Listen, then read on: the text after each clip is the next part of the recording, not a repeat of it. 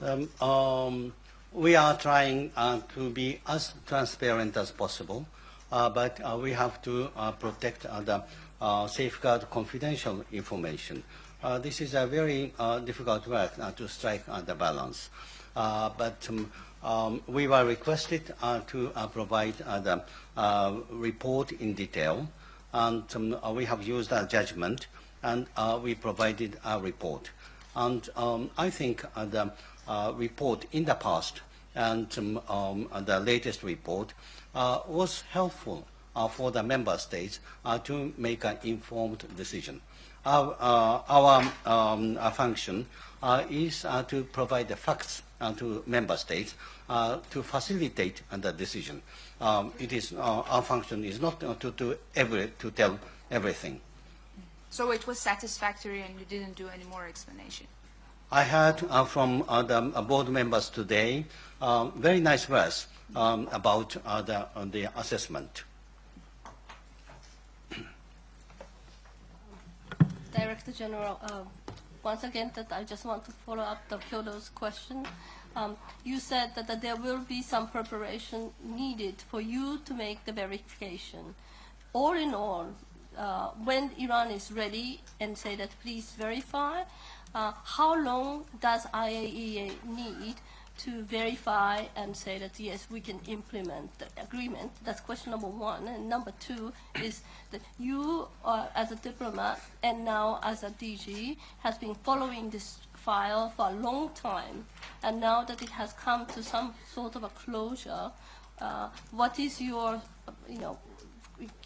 can you comment at this closing point as a turning point, that your thoughts about it? And it's been a long history. How long it will take, it is difficult to say in quantitative manner. I would say not too long. It doesn't take too much time, but we need to be given reasonable amount of time.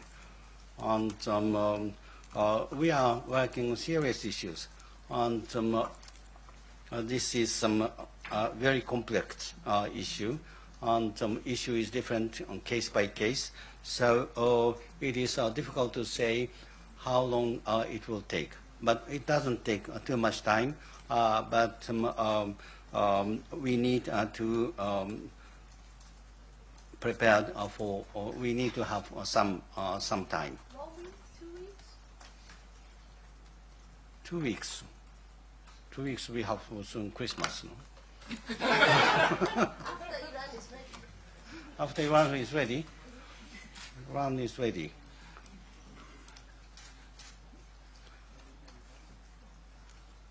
Not days, of course. Not days, not months.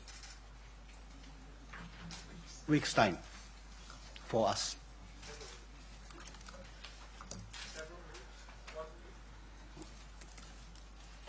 Some weeks. It will not be months. After they complete, I'm saying. It's important that they complete. If they don't complete, we cannot.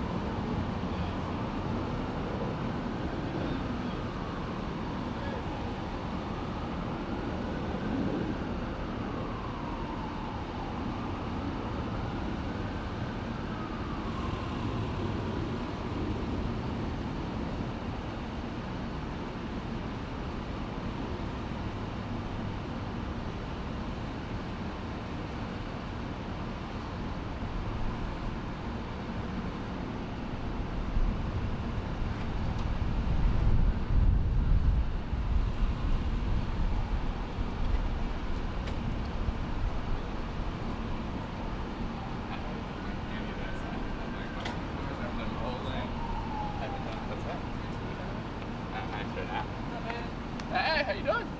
Good.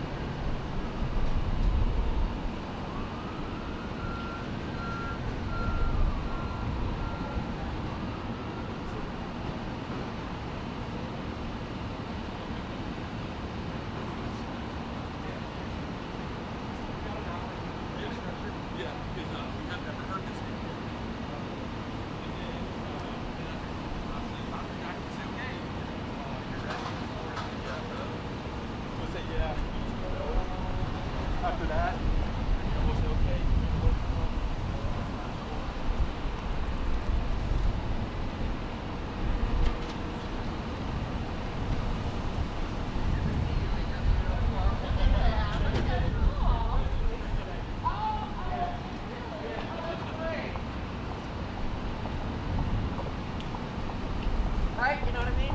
Like, that's the way we would usually do it, right? Maybe on the whole, have a whole thing.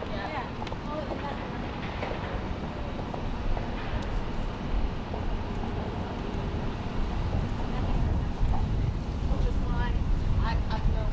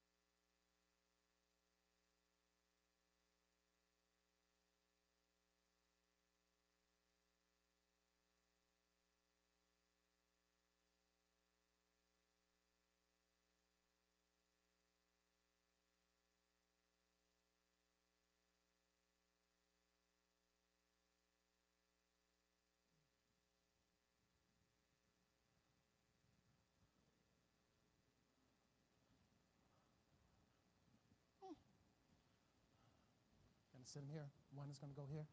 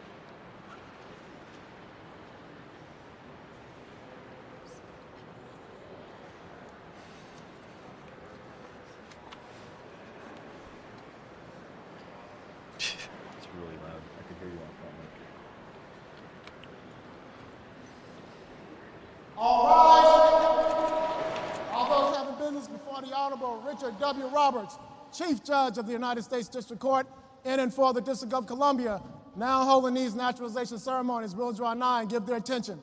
God save the United States of America and this honorable court. Please remain standing for the presentation of the colors, the playing of the national anthem, and the retirement of the colors.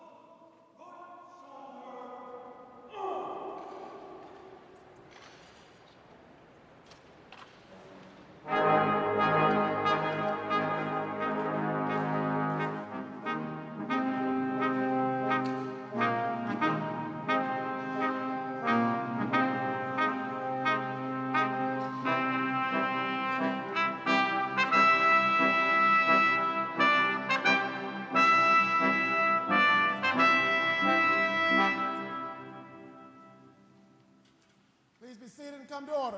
This honorable court is now in session. Please welcome the Honorable Richard W. Roberts, Chief Judge, U.S. District of Columbia. Good morning. Good morning. All right. Mr. President, Archivist Ferrero, Deputy Secretary Mayorkas, Director Rodriguez, our brilliant students from the Stewart Hobson Middle School and Capitol Hill Center cluster, guests and candidates, I congratulate you as you are about to attain your new United States citizenship. It is always a joyful moment for me to welcome new members, citizens to our country. Today's ceremony occurs just a few weeks after our Thanksgiving celebration. Although in 1619, settlers purchased their first human cargo in Virginia to work plantations, Thanksgiving traditionally celebrates the time after the year 1620, when in Massachusetts, the people indigenous to this land welcomed with open arms and gifts the foreign pilgrims from across the ocean who practiced very different religions and customs. Having this welcoming naturalization ceremony now is perhaps a timely and poignant reminder in today's climate. Inscribed on the Statue of Liberty are the words from the Emma Lazarus sonnet that have beckoned immigrants here for decades. Give me your tired, your poor, your huddled masses yearning to breathe free. Of course, over the years, this nation has also welcomed the energetic, the rich, and the aristocrats, but one quality of which we are quite proud as a society is that we measure our worth as a people not by what we own, but rather by how we treat the least among us. And that is because the compassion that motivates the words inscribed on the Statue of Liberty is a mark of our highest aspiration.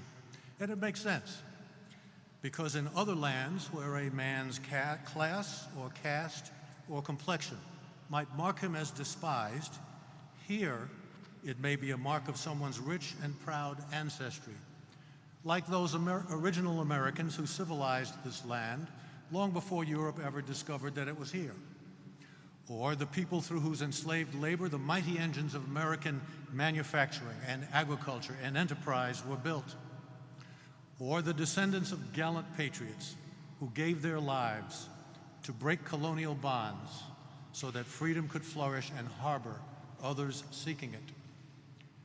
You candidates will only now have a beginning to have a chance to build legacies such as these for yourselves as United States citizens. Remember those legacies as you see the glorious mosaic of faces that you encounter here. We welcome your contributions to continuing our evolution as a people, and we wish you the best of luck as you bestow upon the least among us the same compassion that this country has bestowed upon millions before you. Thank you very much.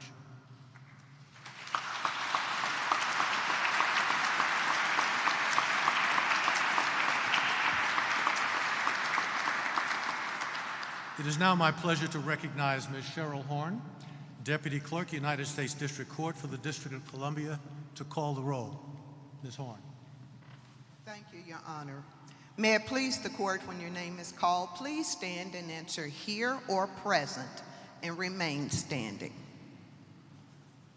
Filbert Florent Aquila, Congo. Zachary Abraham O'Brien, Iraq. Luis Antonio Aguilar Carranza, Honduras.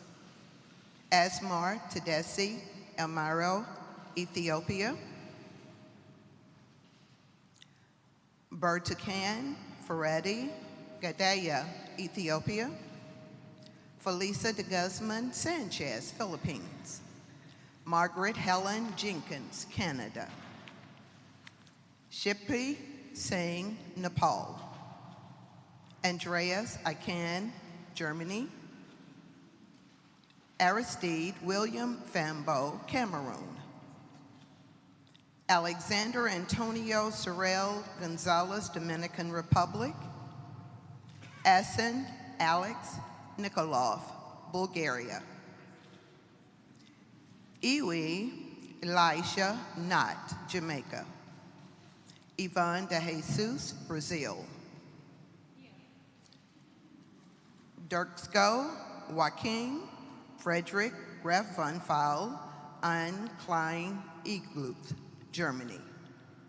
Jorge Jose Rivas Gonzalez, Venezuela. Lorella Luciana Praley, Peru. Tin Young Ma, Hong Kong. Patricia Vieira da Silva, Brazil. Jason Cordoba Hurtado, Colombia. John Elder Allen Gifford, Canada. And Mugala Gessa, Uganda. Tabitha Caleb Francis, St. Lucia. Cesar Oban Mokatu, Gabon. Harrison Omar Quezada, El Salvador. Yulia Obreja, Romania. Michaela Ekterina Obreja, Romania. Michael Joseph Peter Hennessy, Ireland. Lenka Makalova Culbertson, Czech Republic. Maha Abdullah, France. And Charmaine Yvetney Malcolm, Jamaica. Your Honor, there are 31 applicants for naturalization, and each of the applicants have been examined by the United States Citizenship and Immigration Service. and the government has completed its investigation in each case. It has been determined that each applicant is eligible for naturalization at this time. And I move that upon taking the oath of allegiance to the United States of America, each applicant present having answered to his or her name, to include those prayers for name change, be granted naturalization as citizens of the United States of America. Ms. Horn, it will be my pleasure and delight to grant your motion. Your motion is granted. New members of the United States citizenry, please raise your right hand and repeat after me. I hereby declare on oath that I absolutely and entirely renounce and abjure all allegiance and fidelity to any foreign prince, potentate, state or sovereignty, of whom or which I have heretofore been a subject or citizen, that I will support and defend the Constitution and the laws of the United States of America against all enemies,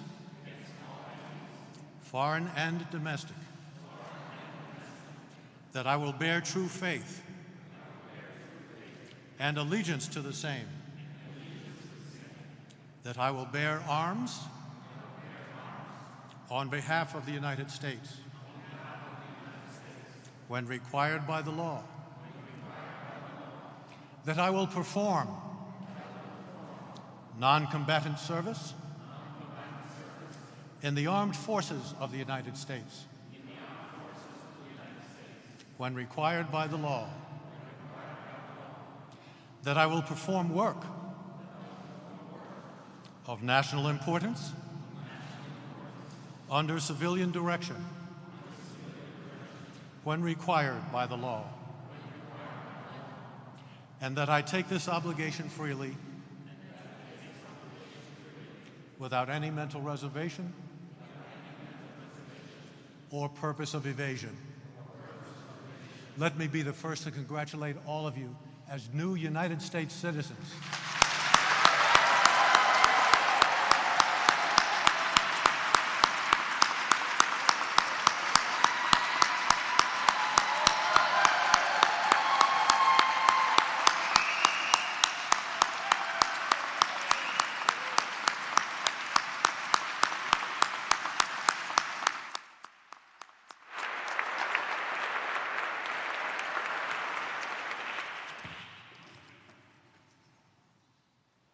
Ladies and gentlemen, please welcome Director, USCIS, Leon Rodriguez.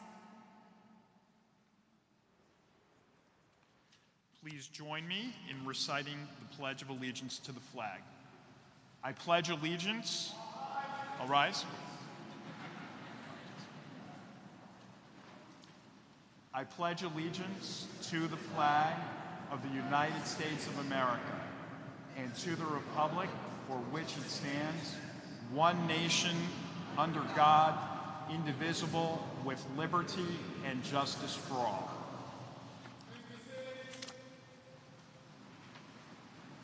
Please be seated.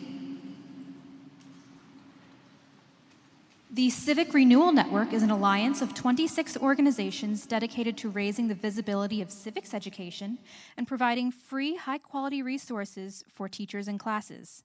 Partner organizations include the National Archives and Records Administration, the Annenberg Public Policy Center, the Library of Congress, the National Constitution Center, National History Day, the NIH's Enticement Project, the Newseum, Rock the Vote, and the U.S. Courts. We welcome representatives of Hobson Middle School and Capitol Hill Cluster from the District of Columbia to read the preamble.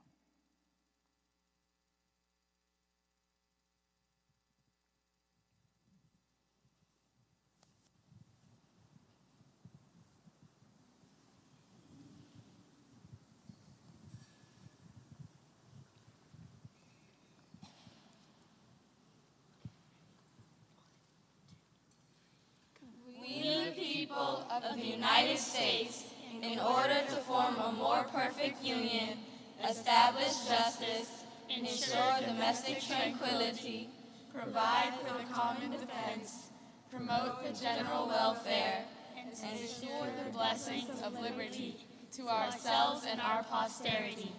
Do ordain and establish this Constitution for the United States of America.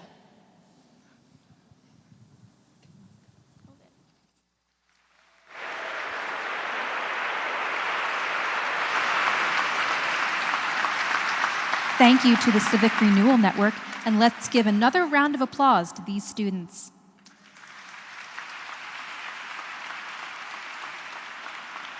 Please welcome to the stage the Archivist of the United States, David S. Ferriero.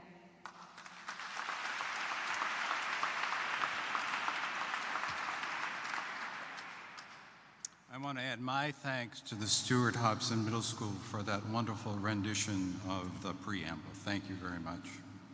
Good morning and welcome to the Rotunda of the National Archives.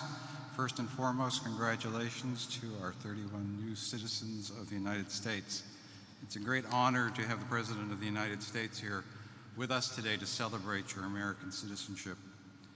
Thank you to Deputy Secretary Mayorkas, Judge Roberts, and Director Rodriguez for joining us. The National Archives is proud to host the naturalization ceremony with the President, the Department of Homeland Security, the United States Citizenship and Immigration Services, and the United States District Courts for the District of Columbia. I can think of no better place to become an American citizen than in front of these documents. Behind me is the Constitution, which remains the basis on which our federal government is structured. The preamble, which the students just recited, contains three important words: we the people. That brief phrase captures the essence of our democracy. Over to my right is the Declaration of Independence, the parchment that the Founding Fathers signed in 1776 in Philadelphia. They risked their lives, their families' lives, and all they owned in signing it. We have them to thank for our freedoms today. And to my left is the Bill of Rights, the first 10 amendments to the Constitution. These amendments were added to the Constitution exactly 224 years ago today. These amendments are the basic personal rights and freedoms guaranteed to every American citizen, which you will exercise every day. These documents, these charters of freedom, make up our foundation as U.S. citizens. I am the grandson of Italian immigrants and great-grandson of Irish immigrants. Using passenger lists here at the National Archives, I discovered that my grandfather, at age 15, arrived in Boston from Naples aboard the ship Commonwealth in March 1903. And my grandmother, Antonia Giorgio, also from Naples, arrived in March of 1909 on the Romantic. Many Americans have stories like mine, and now you, our newly naturalized citizens, will have your own journey to share. Here at the National Archives, we have over 12 billion pages of records. Becoming American citizens make you now part of the National Archives. Your naturalization records will be part of our holdings, and someday your descendants will search our records to discover your history.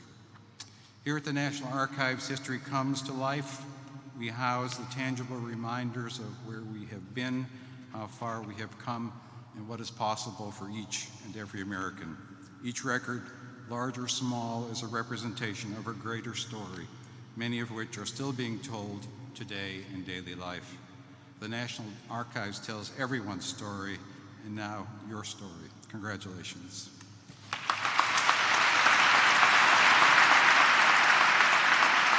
Thank you, Mr. Ferriero. Ladies and gentlemen, please welcome Deputy Secretary of the Department of Homeland Security, Alejandro N. Mayorkas.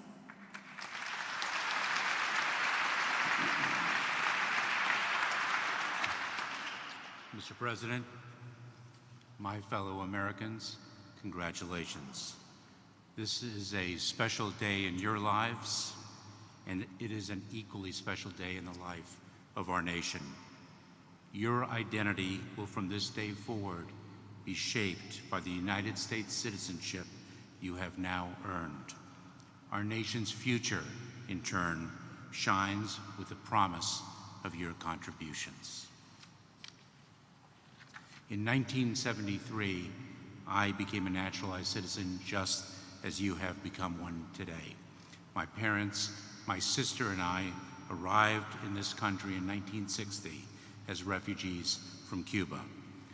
While my parents always had faith in their children, I don't think they could have imagined that years later their son would be standing beside the President of the United States, addressing all of you in this most beautiful ceremony. But that is the promise of America. As President Obama said, now, as a nation, we don't promise equal outcomes, but we were founded on the idea everybody should have an equal opportunity to succeed. No matter who you are, what you look like, where you come from, you can make it. That's an essential promise of America. Where you start should not determine where you end up. Ladies and gentlemen, the future of our nation is yours, not to inherit, but to create. As a parent of beautiful daughters, yes, my daughters look like their mother. I try to bring life to the hope that our daughters will one day live in a world better than the one that preceded them. More than 6 years ago, we moved our children across the country here to Washington, D.C., because we believed in the President's vision for what that better world could be and how America could lead it. We feel that more strongly today than we did those years ago. I have been and remain privileged to contribute in some small way to the fulfillment of our President's vision for the promise of America. His vision champions our proud tradition and our everlasting identity as a nation of immigrants. I hope that you will embrace the citizenship you have earned, its rights and its responsibilities, and contribute to the future of our nation as well. Congratulations and thank you.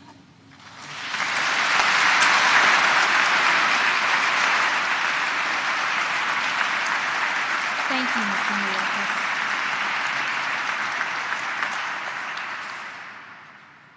Ladies and gentlemen, please welcome the President of the United States, Barack Obama.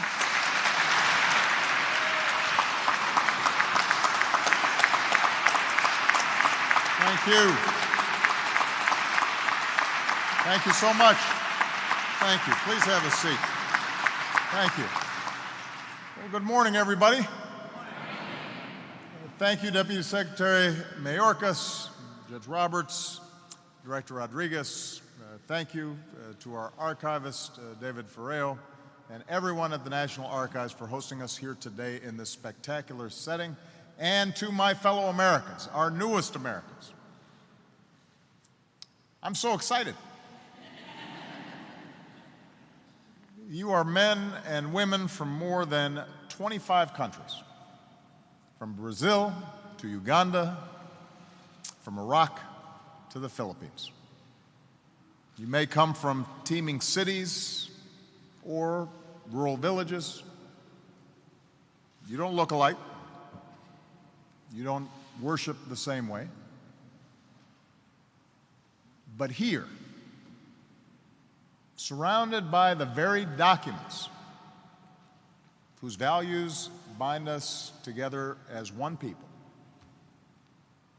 you've raised your hand and sworn a sacred oath. I'm proud to be among the first to greet you as my fellow Americans. What a remarkable journey all of you have made. And as of today, your story is forever woven into the larger story of this nation.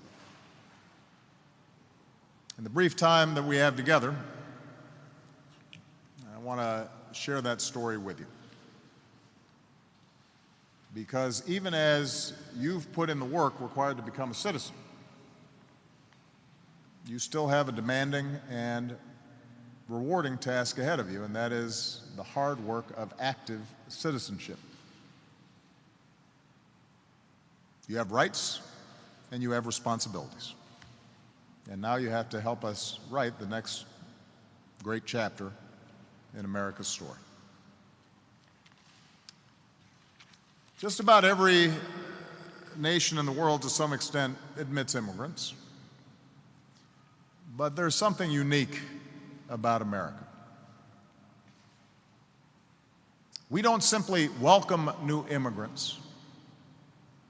We don't simply welcome new arrivals. We are born of immigrants. That is who we are.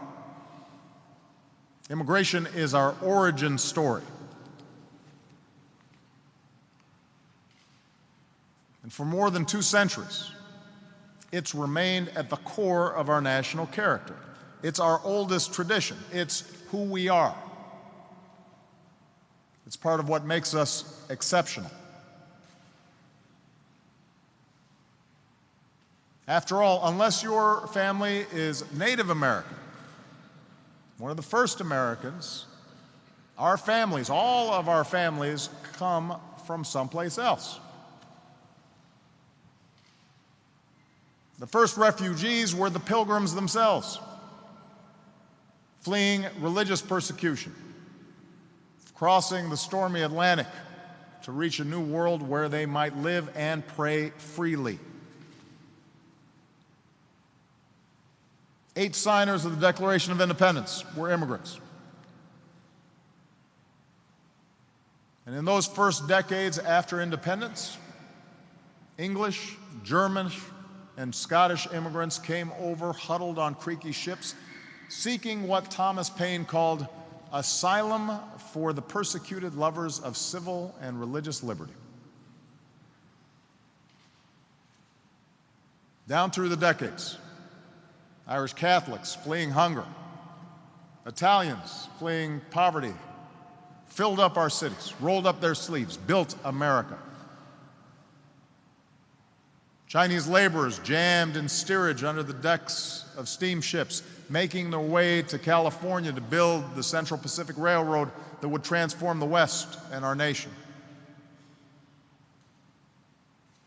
Wave after wave of men, women, and children from the Middle East and the Mediterranean, from Asia and Africa, poured into Ellis Island or Angel Island, their trunks bursting with their most cherished possessions, maybe a photograph of the family they left behind, a family Bible or Torah or Quran, a bag in one hand, maybe a child in the other, standing for hours in long lines.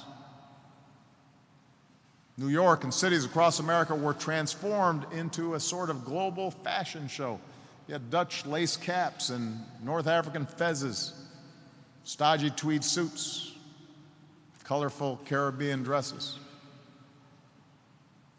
And perhaps, like some of you, these new arrivals might have had some moments of doubt, wondering if they had made a mistake in leaving everything and everyone they ever knew behind. Because life in America was not always easy. It wasn't always easy for new immigrants. Certainly it wasn't easy for those of African heritage who had not come here voluntarily, and yet in their own way were immigrants themselves. There was discrimination and hardship and poverty. But like you, they no doubt found inspiration in all those who had come before them. And they were able to muster faith that here in America, they might build a better life and give their children something more. Just as so many have come here in search of a dream, others sought shelter from nightmares. Survivors of the Holocaust, Soviet refuseniks, refugees from Vietnam, Laos, Cambodia, Iraqis and Afghans fleeing war, Mexicans, Cubans, Iranians leaving behind deadly revolutions, Central American teenagers running from gang violence. the lost boys of Sudan escaping civil war. There are people like Philbert Florent Akwala from the Republic of Congo, who was granted asylum when his family was threatened by political violence. And today, Philbert is here, a proud American.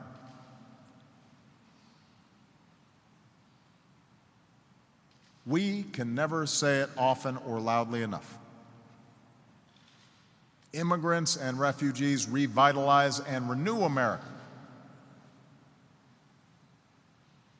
Immigrants like you are more likely to start your own business. Many of the Fortune 500 companies in this country were founded by immigrants or their children. Many of the tech startups in Silicon Valley have at least one immigrant founder. Immigrants are the teachers who inspire our children, and they're the doctors who keep us healthy. They're the engineers who design our skylines, and the artists and the entertainers who touch our hearts. Immigrants are soldiers, sailors, airmen, Marines, Coast Guardsmen who protect us, often risking their lives for an America that isn't even their own yet. As an Iraqi, Mohammed Ibrahim al-Naib was the target of death threats for working with American forces. He stood by his American comrades and came to the U.S. as a refugee. And today we stand by him, and we are proud to welcome Mohammed as a citizen of the country that he already helped to defend. We celebrate this history, this heritage, as an immigrant nation. And we should be strong enough to acknowledge, as painful as it may be, that we haven't always lived up to our own ideals. We haven't always lived up to these documents. From the start, Africans were brought here in chains against their will and then toiled under the whip. They also built America. A century ago, New York City shops displayed those signs, "No Irish need apply." Catholics were targeted, their loyalty questioned. So much so that as recently as the 1950s and 60s, when JFK had to run, he had to convince people that his allegiance wasn't primarily to the Pope. Chinese immigrants faced persecution and vicious stereotypes and were for a time even banned from entering America. During World War II, German and Italian residents were detained, and in one of the darkest chapters in our history, Japanese immigrants and even Japanese American citizens were forced from their homes and imprisoned in camps. We succumbed to fear. We betrayed not only our fellow Americans, but our deepest values. We betrayed these documents. It's happened before.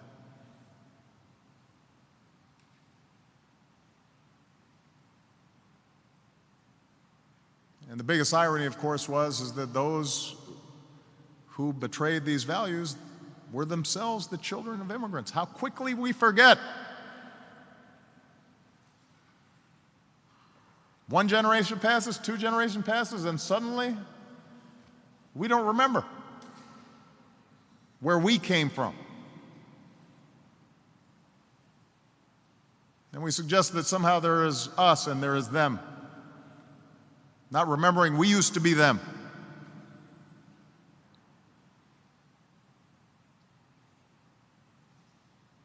On days like today, we need to resolve never to repeat mistakes like that again.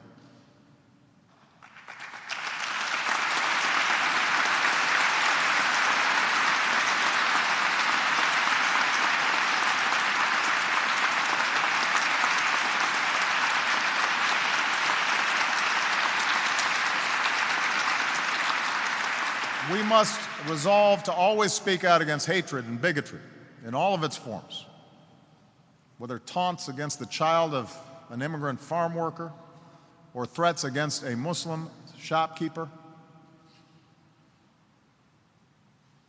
We are Americans.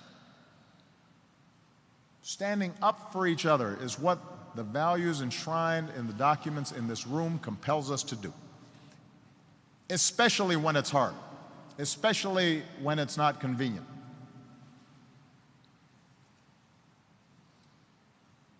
That's when it counts. That's when it matters. Not when things are easy, but when things are hard.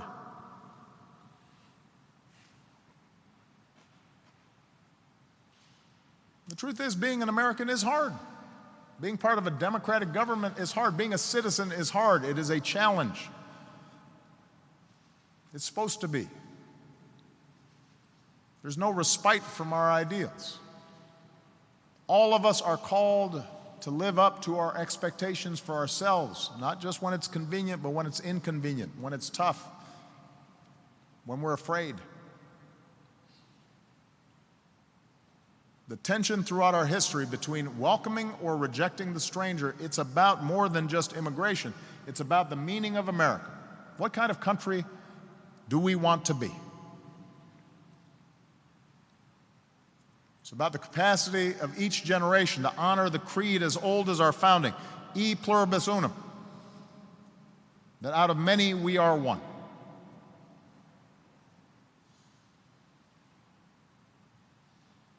Scripture tells us, "For we are strangers before you, and sojourners, as were all our fathers." We are strangers before you.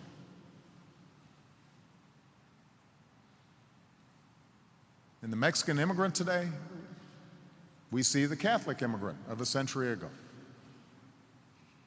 In the Syrian seeking refuge today, we should see the Jewish refugee of World War II. In these new Americans, we see our own American stories. Our parents, our grandparents, our aunts, our uncles, our cousins, who packed up what they could and scraped together what they had. And their paperwork wasn't always in order. And they set out for a place that was more than just a piece of land, but an idea. America. A place where we can be a part of something bigger. A place where we can contribute our talents and fulfill our ambitions and secure new opportunity for ourselves and for others. A place where we can retain pride in our heritage, but where we recognize that we have a common creed, a loyalty to these documents, a loyalty to our democracy, where we can criticize our government, but understand that we love it. Where we agree to live together even when we don't agree with each other. Where we work through the democratic process and not through violence or sectarianism to resolve disputes. Where we live side by side as neighbors. And where our children know themselves to be a part of this nation. No longer strangers, but the bedrock of this nation, the essence of this nation. And that's why today is not the final step in your journey. More than 60 years ago, at a ceremony like this one, Senator John F. Kennedy said, "No form of government requires more of its citizens than does the American democracy."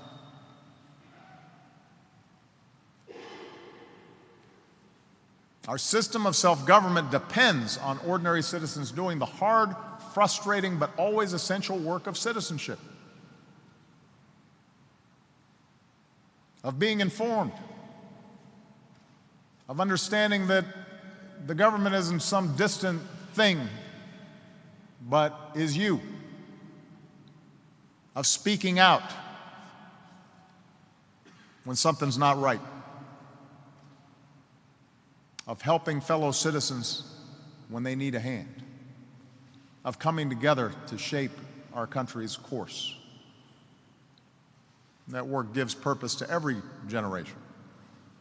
It belongs to me, it belongs to the judge, it belongs to you, it belongs to you, all of us as citizens. To follow our laws, yes, but also to engage with your communities and to speak up for what you believe in and to vote. To not only exercise the rights that are now yours, but to stand up for the rights of others.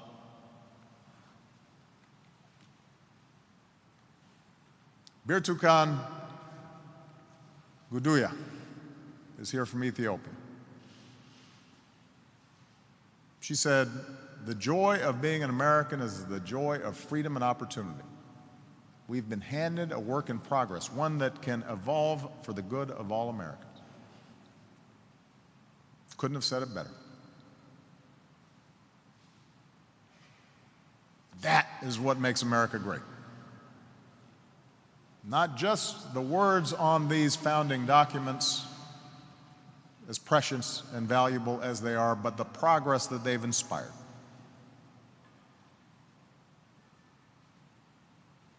If you ever wonder whether America is big enough to hold multitudes, strong enough to withstand the forces of change, brave enough to live up to our ideals even in times of trial, then look to the generations of ordinary citizens who have proven again and again that we are worthy of that. That's our great inheritance. What ordinary people have done to build this country and make these words live. And it's our generation's task to follow their example in this journey, to keep building an America where no matter who we are or what we look like or who we love or what we believe, we can make of our lives what we will.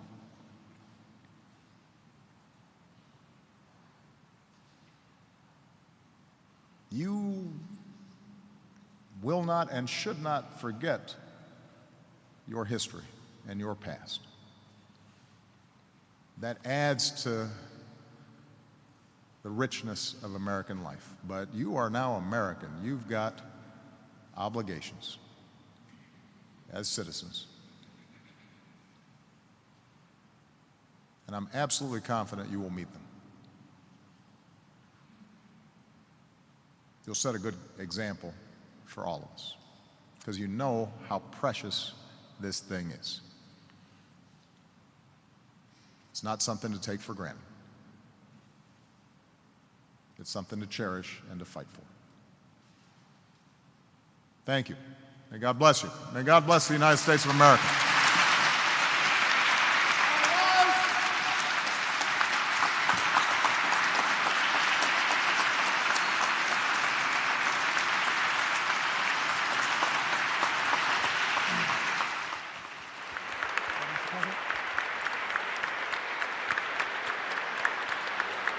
This concludes the ceremony.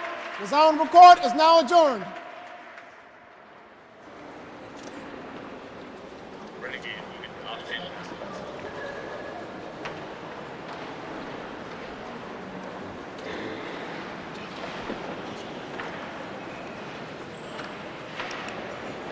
Ladies and gentlemen, please remain in your seats for the presentation of certificates.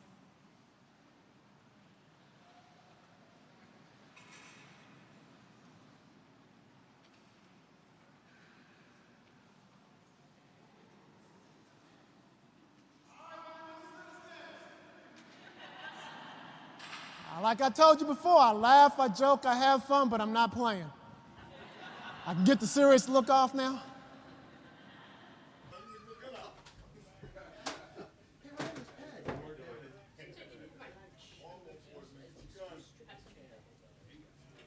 So, Lloyd told us